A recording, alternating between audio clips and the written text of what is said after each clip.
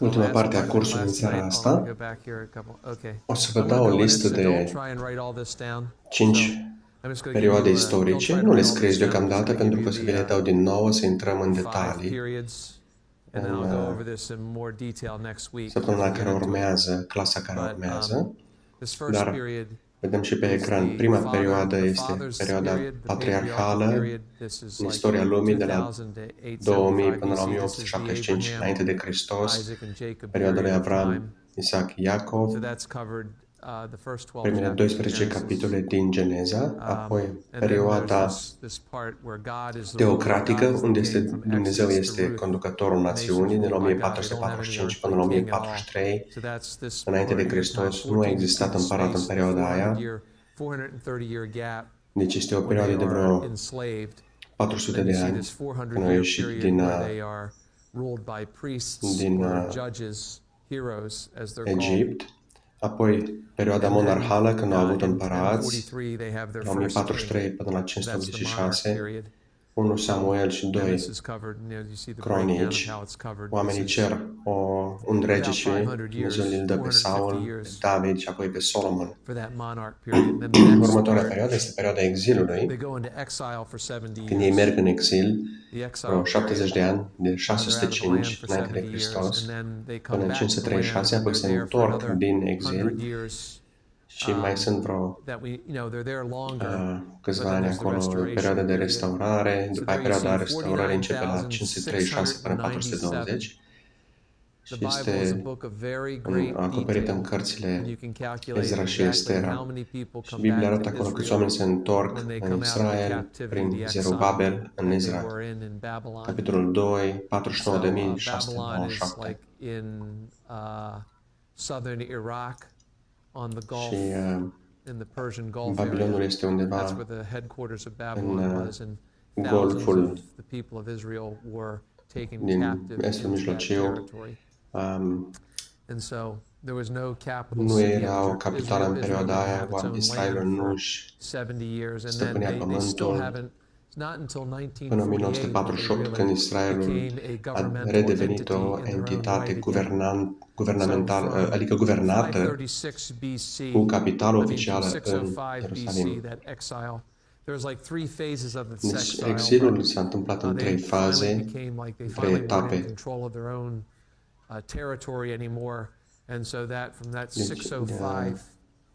Din 605 până în 300 și ceva înainte de Hristos, deci timp de vreo 200 și ceva de ani, Israelul nu a avut o identitate politică.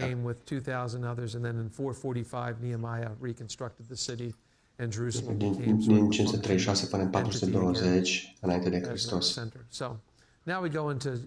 Și în seara asta vom începe cu cartea Iosua, iar acea listă vom intra în detalii zona viitoare. Și cartea Iosua vedem cum națiunea intră în posesiunea pământului sau țării promise și Moise îi dă câteva instrucțiuni lui Iosua și apoi Dumnezeu îi vorbește lui Iosua. Iosua duce țara în binecuvântarea promisă. Moise i-a adus prin Marea Roșie și Iosua i-a dus peste Iordan. Moise simbolizează eliberarea, iar Iosua este simbolul victoriei.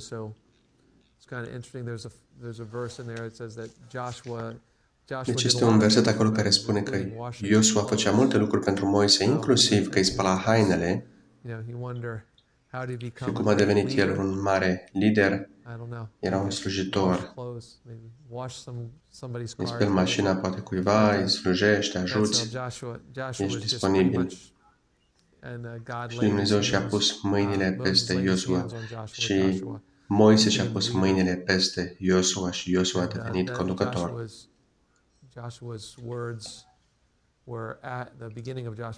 Iar cartea Iosua începe după moartea lui Moise, robul Domnului, Domnul a zis lui Iosua. Deci Dumnezeu încă vorbește și Dumnezeu este ascultat de cineva care este sub ascultare. Dumnezeu vorbește celui care este smerit, îi vorbește lui Iosua. Deci vocea lui Dumnezeu încă este acolo. Și Dumnezeu încă comunică cu conducătorul națiunii. Pentru că Dumnezeu își iubește națiunea.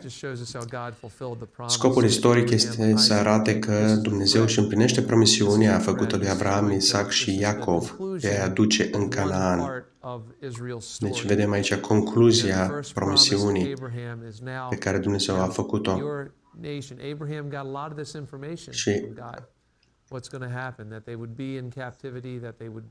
Abraham știa deja că națiunea va fi în sclavie și că vor fi eliberați și vor intra în țara promisă.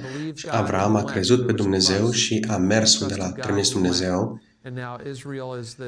pentru că el a avut încredere în Dumnezeu. Iar națiunea, Israelul, acum au promisiunile și beneficiază de promisiunile făcute lui Abraham. Apoi, scopul doctrinal este de a arăta credincioșia lui Dumnezeu față de promisiunile sale. Să ne întoarcem un pic aici pe imagine, să vedem perioada patriarhală, 2000 până 1875. În acea perioadă a fost făcută promisiunea, iar acum suntem 600 de ani mai târziu și poporul lui Avram ajunge în teritoriul promis. Cuvântul Iosua înseamnă Dumnezeu mântuiește, iar în Iosua 5:14 vorbește despre, sau vedem o apariție a lui Dumnezeu sub forma Îngerului Domnului. Îngerul Domnului are o sabie scoasă și este gata pentru luptă.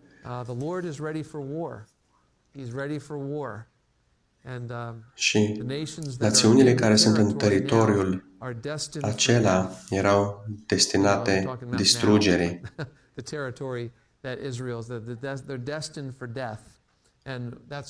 Și poate este un lucru care este greu de înțeles pentru unii. Poate se gândesc de ce Dumnezeu a decis să-i distrugă, de ce este o problemă. Și dacă studiem, vedem că acești oameni vărsau sânge nevinovat, sânge de bebeluși și săvârșeau imoralități oribile. Câți dintre voi ați citit cartea Apocalipsa? Dacă nu ați citit-o, vă rog să o citiți la un moment dat. Bineînțeles că citiți pentru că asta e școala biblică. Iar în Apocalipsa vedem acele vase care sunt vărsate peste pământ ca și pedepse. Este o întrebare din sală. If you read the book of Revelation, you get something special.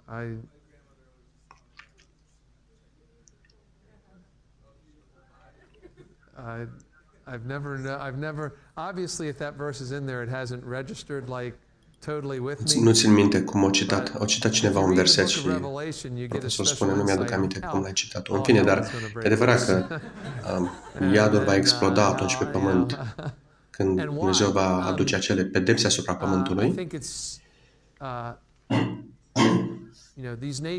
Deci națiunile care sunt în țara promisă Israelului și națiunile care sunt pe pământ în timpul pedepselor pe care Dumnezeu le aduce pe pământ în cartea Apocalipsa, sunt națiuni care sunt la fel de rebele, au ceva în comun, sunt foarte decăzute. Și unii spun, cum coboară aceste pedepse? Nu știm. În Apocalipsa nu știm cum va lucra Dumnezeu. La un moment dat, mânia lui Dumnezeu se declanșează. Spune acolo că acele vase ale mâniei sunt pline și apoi Dumnezeu le varsă pe pământ. Dumnezeu le-a permis acestor națiuni să facă lucruri neevlavioase mult timp, dar la un moment dat răbdarea lui Dumnezeu se încheie și Iosua primește instrucțiuni clare ce să facă cu aceste națiuni. Și mânia lui Dumnezeu se declanșează. Nu este răzbunare, ci este mânie și este o consecință a neascultării și a vărsării sângelui nevinovat. Și vom vorbi despre asta mai pe larg în câteva minute. Schema cărții Iosua, capitolele 1 la 5, intrarea în țara promisă și cum se efectuează acest lucru. Capitolele 5 la 12, cucerirea țării și cum armate majore ale păgânilor sunt distruse. Iar capitolul 13 la 24, țara intră în posesia, sau Israelul intră în posesia țării. În instrucțiunile pe care le primește Iosua de la Moise este un verset care spune că dacă un oraș încearcă să facă pace cu tine, atunci să faci pace. Și acesta este un lucru important de ținut minte aici. Nu mi-aduc aminte exact unde e versetul, dar este o instrucțiune pe care Moise i-o dă lui Iosua să facă pace cu acei oameni, să ia orașul acela în stăpânire. Și totuși Dumnezeu știa că acești oameni nu vor accepta pacea și de aceea Dumnezeu spune direct să-i distrugă.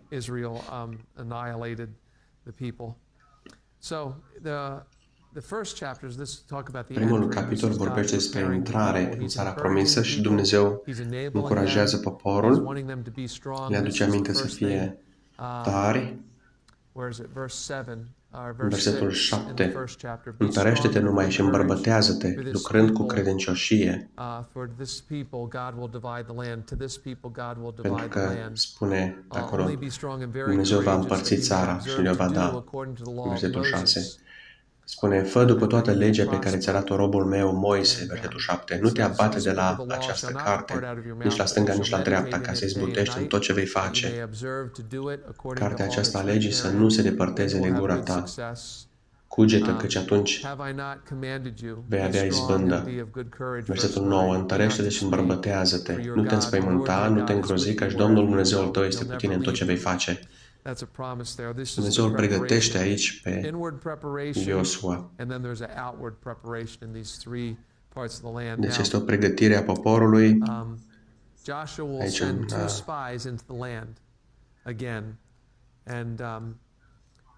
versetul 1 la 3. Apoi Iosua trimite spioni. Ei ajung în casa lui Rahab și acea familie este scoasă sau protejată și ei devin parte a Israelului. Cu 40 de ani în urmă, spionii care au fost în țară n-au venit cu o prezentare bună în credință.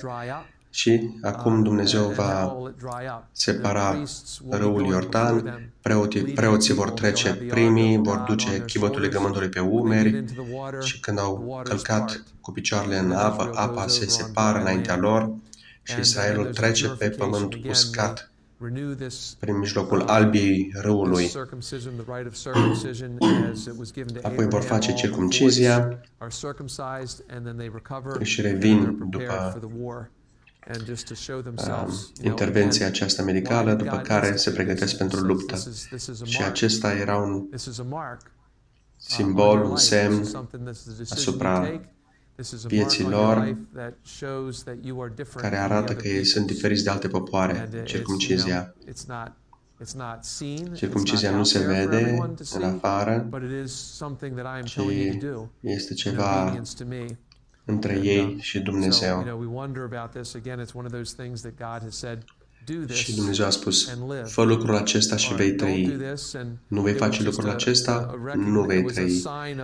Dumnezeu vroia ca poporul să manifeste ascultare față de Dumnezeu și nu era un lucru plăcut de făcut, dar era un lucru care era un simbol al legământului între ei și Dumnezeu. Aici vedem un pic un desen cum arătau preoții care cărau chivotul legământului.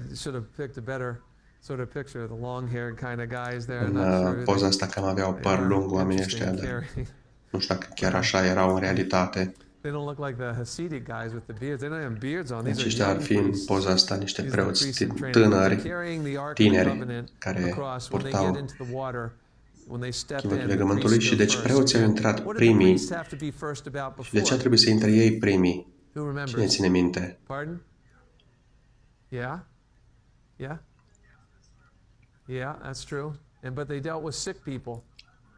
Ei se ocupau și de cei care aveau lepră și cine mergea primul? Preotul. Preotul mergea primul să vadă dacă cineva ar avea cu adevărat lepră sau nu. Deci preotul avea un loc special în Israel și avea anumite instrucțiuni specifice. Și de asemenea, ei trebuiau să calce primii în apă și apa apoi se deschidea.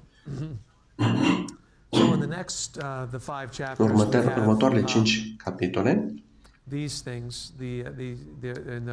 de fapt de la capitolul 5 la capitolul 12, 7 capitole, avem descoperirea victoriei.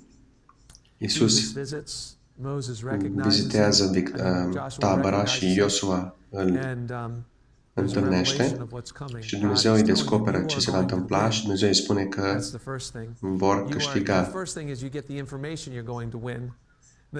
Și Dumnezeu spune să nu fie păcat în tabără, să nu fie neascultare. Și va fi o mare victorie la Ierihon, dar apoi va fi o înfrângere la Ai, pentru că Acan a poftit anumite lucruri și răsplata este că au murit unii oameni. Și apoi este o victorie. Victoria este recapitulată, 31 de împărați au fost învinși. 31 kings conquered, you can live in victory every day of the month. 31 kings. Just claim the promise of Joshua. Oops, sorry. Where did I go? There you go. Revelation of the victory, realization. Deci, descoperirea victoriei, împlinirea victoriei și recapitularea victoriei. Scrii sau iei notițe uitându-te în urmă. Și asta spune, este și Biblia. Biblia ne anunță lucruri, experimentăm acele lucruri și apoi recapitulăm și uităm în urmă și le notăm, le scriem pentru posteritate aceste victorii. But I mean, that's the Bible is pretty much that's the way it goes. This is the way it is. Biblia spune, iată lucrurile care vor veni, le vei experimenta și apoi te uiți în urmă și ții minte și notezi ce a lucrat Dumnezeu. Și cam asta vedem pe parcursul Bibliei, aceste 3 etape. Și e important ca unii să citească ce s-a întâmplat, pentru că în felul ăsta vor cunoaște credincioșia lui Dumnezeu. În Cartea Judecători vom vedea se întâmplă foarte des lucrurile astea. O să ajungem și acolo să citim. Dar sunt multe cicluri de promisiuni, victorii sau eșecuri și apoi se recapitulează ce a lucrat Dumnezeu. Adesea asta este natura omului, că omul nu ține minte ce a făcut Dumnezeu sau nu crede promisiunile lui Dumnezeu. Și uneori avem nevoie să ni se aducă aminte ce a lucrat Dumnezeu. So there we see Jericho falls. Joshua fit the battle of Jericho. Jericho, and the walls came a-tumbling down. Apoi au ajuns la Ierihon, au luat cetatea, s-a descoperit și arheologic urmele orașului Ierihon. Orașul a fost distrus de Dumnezeu, zidurile Ierihonului au fost apăsate de sus în jos, zidurile au căzut direct și chiar și unele au intrat direct în pământ, așa au fost apăsate ca o mână invizibilă de sus în jos. Și de câte ori au mărșăluit israelieni în jurul zidurilor? De 13 ori. Deci 6 zile câte o dată și a 7-a zi de 7 ori. 7 plus 6, 13. Și cu trompete, cu preoții iarăși înainte și cântăreții. Câți ani au fost Israelul în deșert? Întrebare. 40 de ani în deșert. Când spionii intră în țară, ce-a spus Rahab? Spune, inimile noastre s-au topit, căci am auzit despre Marea Roșie. Și aia au fost cu 40 de ani înainte. Deci, timp de 40 de ani, în Canaan se spunea întâmplarea despre această mulțime mare de oameni care avansau încet și la un moment dat, iată că se învârt în cerc. Ei zice, uite, se apropie de noi. Nu, uite că au plecat. S-au dus în deșert, se învârt în cerc. Cine știe, de fiecare dată când se învârteau în cerc și se apropiau de ei, poate că le era teamă la acești oameni, vedeau undeva de departe și vedeau norul lui Dumnezeu, care se apropia un pic de ei, după aia se îndepărta, că umblau în cerc. Și oameni care mâncau mana din cer și ei ziceau, ăștia se vor apropia să ne ia țara. Și inimile lor se topiseră de frică și așteptau ca poporul Israel să vină și mesajul lui Dumnezeu a mers înaintea poporului lui Dumnezeu și a pătruns în inimile celor care, unii zic, n-au auzit niciodată Evanghelia. Ba da, au auzit și știau despre Dumnezeu, dar tot erau rebeli. Unii zic, păi, cum va fi cu cei care n-au auzit niciodată despre Evanghelie? Și Biblia spune în Luca, spune că au auzit despre Dumnezeul Israelului și știu că Dumnezeu este puternic și prostituata au știut și cel puțin ea și-a protejat familia și viața ei.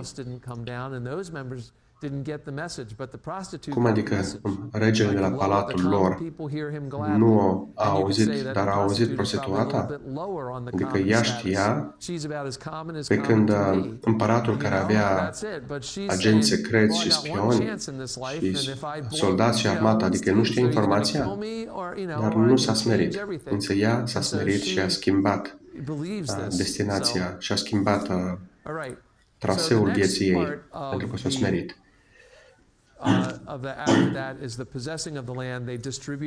Următorul lucru este intrarea în posesia țării, capitolul 13 la 24, se distribuie pământul de la 13 la 21, apoi se construiește un cortul întâlnirii în Shilo.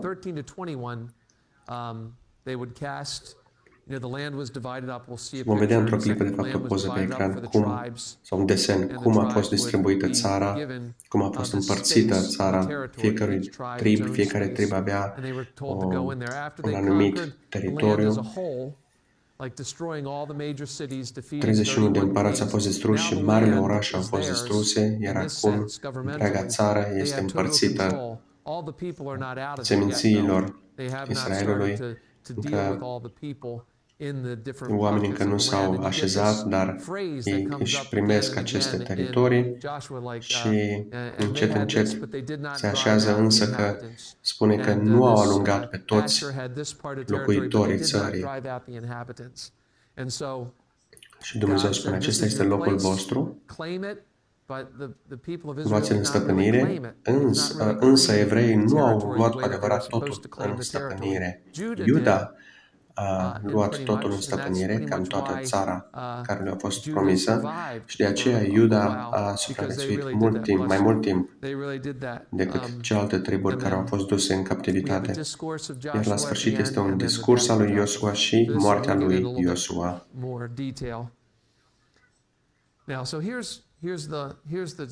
Aici vedem un desen cu cele 12 triburi sau seminții.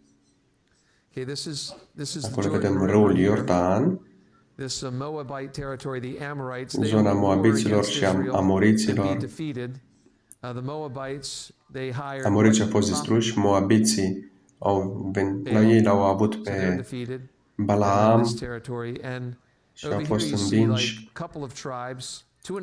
Sunt două triburi acolo și jumătate, Ruben, Gad și Manase. Ei au zis, noi vrem să rămânem în partea cealaltă a râului Iordan și vin la Moise și spun că ei nu vor să treacă peste râu. Soldaților au trecut că au trebuit să lupte să-i ajute pe ceilalți, dar soțiile și copiii au rămas în partea cealaltă a râului. Deci, Ruben, Gad și jumătate din Manase, cealaltă jumătate din Manase au trecut dincolo. Și vedem cum aceste triburi au avut, de exemplu, Beniamin a avut un spațiu mai mic, pentru că era un trib mai mic, Asher pe coastă, chiar lângă mare, Neftali, acolo este Marea Galilei, destul de mică, pe care Iisus a umblat, Zebulon și Neftali sunt acolo.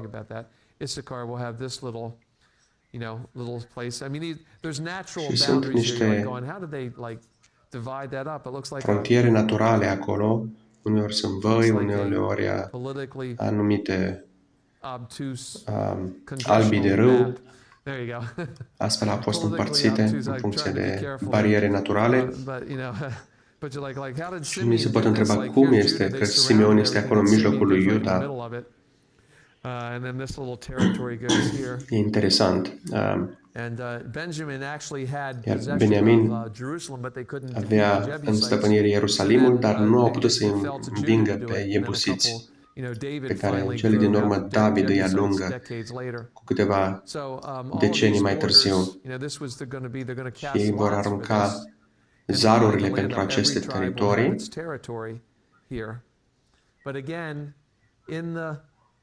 Iar în carte, pe măsură ce citim, vedem că sunt grupuri mici de triburi de păgâni, de oameni din acestea dinainte care locuiau în acest teritoriu și încet pe unii dintre ei au alungat.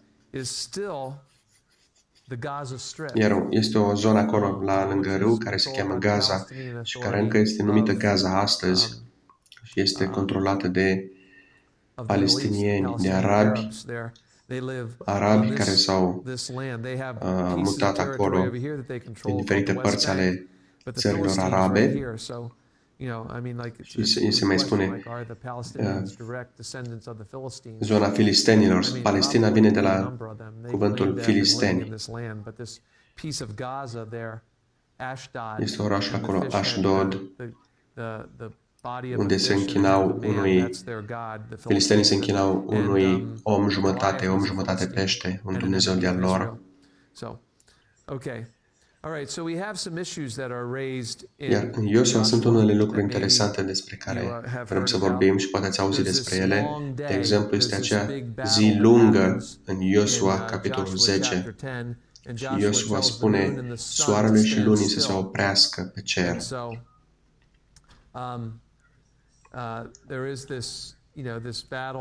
Și acolo un grup de oameni mic, evrei, au învins în acea bătălie. Apoi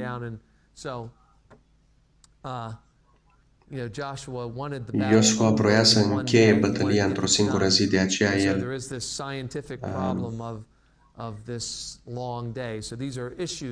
poruncește soarele și lunii să se oprească și unii zic, din punct de vedere științific, a existat asta cu adevărat? Și sunt antici chinezi care au scris despre o zi lungă. Incașii din Mexico au scris de asemenea despre o zi care a fost lungă. Babilonienii și perșii scriu despre asta de asemenea, că a fost o zi lungă. Herodot, care este considerat părintele istoriei, fiind primul istorian sau om care a scris istoria, el a scris despre asta de asemenea și în Egipt sunt astfel de scrieri despre o zi care a durat de 2 ori mai mult decât ar fi trebuit să fie. Și este un om care a fost Harold Hill, care a locuit în Baltimore și a lucrat pentru o anumită companie acolo. Lost like hundreds of pounds and wrote a book based on how Jesus helped him do it called How to Flip Your Flab Forever. A scris o carte and then he wrote a second book despre called cum How to Be să a King's Kid. Harold Hill was his name, How to Flip Your Flag. And he tells this N-am story. înțeles ce a vrut să spună. O carte care He cum tells the să story fii how to un be a king's kid. It cum was să like a ratezi very, la loto sau I ceva de saw genul him sau speak în once. altă He was carte cum hilarious. să He was like just a, you fii know, and just he fiul tells the tatălui story tău. about he worked for NASA. Și el a lucrat pentru NASA, And he tells the story el about era how un they were inginer, trying to compute și el a spus că back as far back încercau as they să could, and they kept vadă getting to a cum să point calculeze where they couldn't orbitele get the planetelor orbit. Like they couldn't, whatever și the computerul lor computer la un moment wasn't dat nu a fost satisfying the mulțumit cu privire calculation la properly.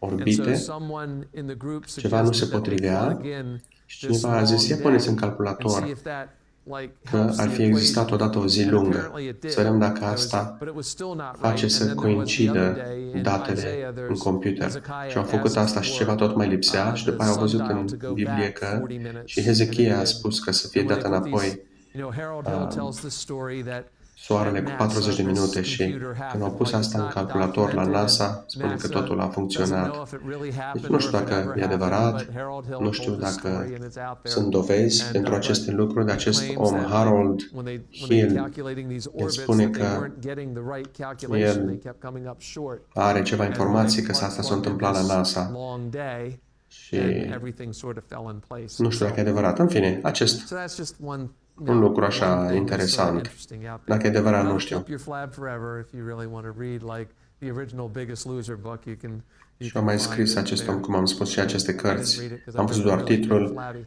cum So, să I mean, fii un actually, that's not ratat true. sau cum să That's ratezi not la sau cum să I was at pierzi one toți banii care îi more câștigi la loto flabby sau than ceva de that. genul. Nu, e interesant, Anyway, a I zis, should move on. doar așa, ca fapt divers. Joshua's long Totuși, day. acest om a scris de There we acest go. lucru despre And NASA, that's a nice care picture nu of știm that. dacă e adevărat sau nu. În fine, Now, the continuăm. other issue, the moral Sunt anumite problem that probleme we în talked about, această the slaughter of the carte, de exemplu, Canaanites. uciderea Jesus, Israel canaaniților was commanded by God to și exterminate men, Israelul women, and children. avea poruncă de la Dumnezeu să distrugă și pe What's the bărbați și pe problem femei with și that? pe copii.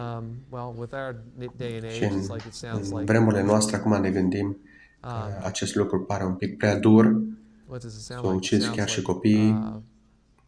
genocide. Yeah, genocide. Avem un nume pentru asta, adică I genocid. mean, it is a situation. I mean, you heard last night in the message maybe aseară a little bit about the A nuclear fost o bomb predică în care s-a and why menționat ceva despre he did it. I mean, bomba before atomică Islam, well, Islam's și been around for a while, but before the înaintea rise of islamului radical world domination kind of Islam that we hear about from Iran sunt, vedem these days, there was șintoismul.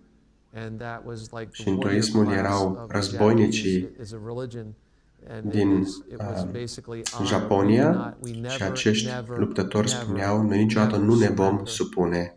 There was a what was it? There was a war for a Și a fost tiny un little război island, pentru una either din Okinawa or Iwo Jima. insulele mai mici ale Japanese had japonezilor. Japonezii aveau vreo 30.000 de soldați acolo, iar America i-a invadat, Might have been vreo 50.000 de oameni sau 60.000 de oameni i-a invadat, the Japanese at the end of the days of fighting there was iar la only, finalul a handful, like 20 luptei erau vreo 20.000 de japonezi care all the other ones just s-au predat. Ceilalți s-au luptat până au murit știind că vor muri. Yes.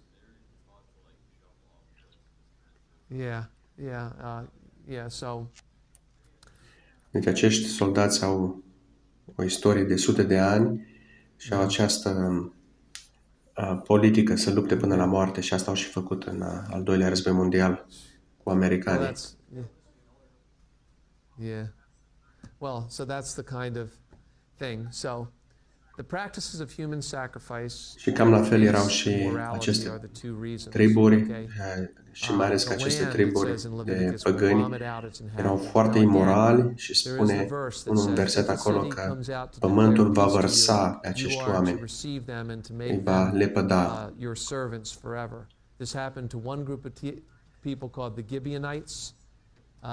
Gabaoniții au înșelat pe Israel, au făcut un tratat înșelător cu ei și poporul Israel n-a întrebat pe Domnul ce să facă și aceia au supraviețuit. Dar ce pot să spun aici este că este ca și operația pentru cancer.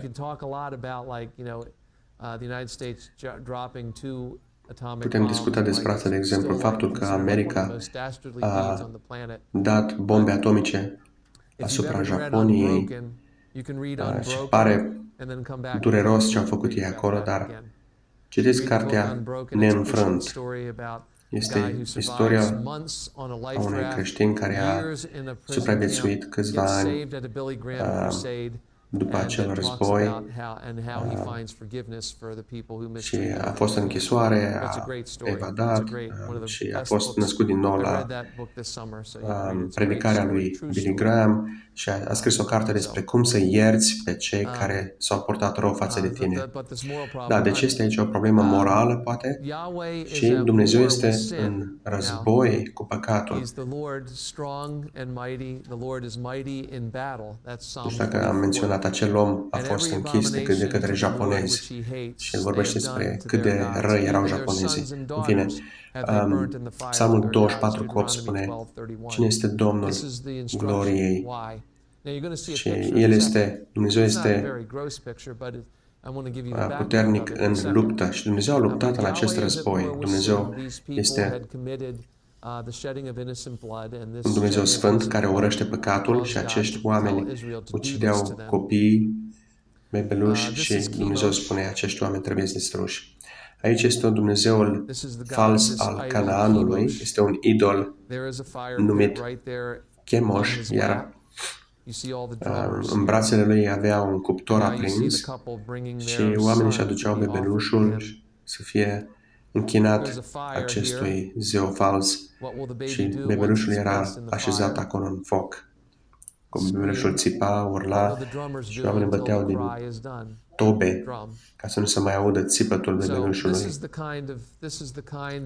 Vorbim despre astfel de oameni care ardeau bebeluși în foc.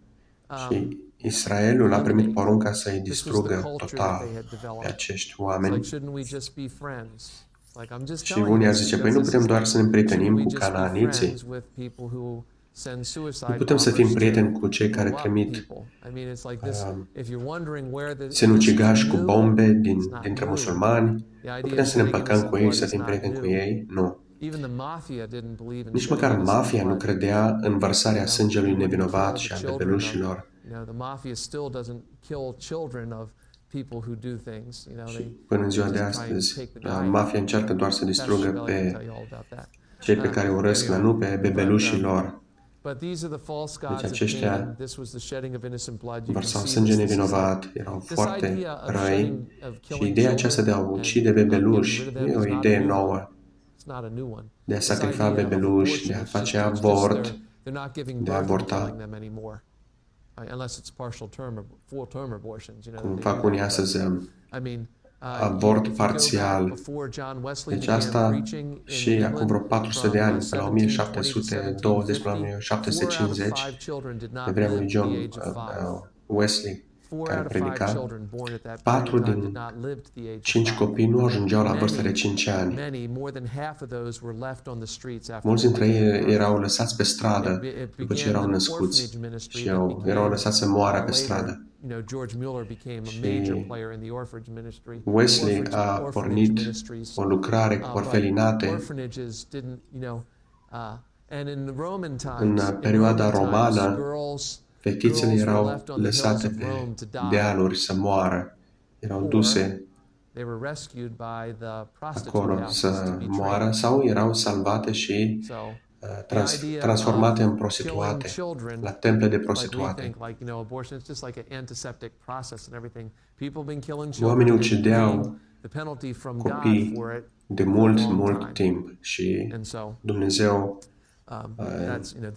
a distrus multe din aceste popoare și au pedepsit.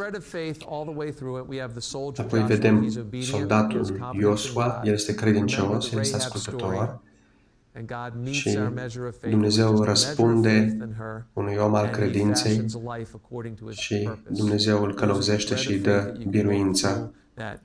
Deci vedem că Dumnezeu l-a modelat pe Iosua când era sub ascultare, sub Moise, apoi Dumnezeu a pregătit inima lui prostituatei Rahab și Dumnezeu i-a răspuns credinței ei Și unde este un răspuns în credință, Dumnezeu intervine. Și vedem că ea a avut încredere în Dumnezeul Israelului, a avut încredere că va fi scăpată și a atașat ceva roșu la fereastră ca simbol al credinței în Isus. Cel neprihănit va trăi prin credință și dacă trăiești prin credință, vei fi socotit neprihănit și vei avea victoria. Deci încheiem cursul aici în seara asta. Deci vă puteți gândi la Rahab și puteți lega ceva roșu la fereastra voastră, simbolic. Deci încheiem. Doamne, îți mulțumim, te rugăm să binecuvântezi pe fiecare, să ne protejezi în drumul spre casă. Îți mulțumim pentru binecuvântările tale, te iubim, pentru protecția ta asupra noastră, asupra copiilor noștri, familiile noastre și biserica, școala biblică. Înviorează-ne în toate lucrurile și condu-ne în această seară și săptămâna aceasta înaintea noastră. În numele Domnului Iisus. Amin.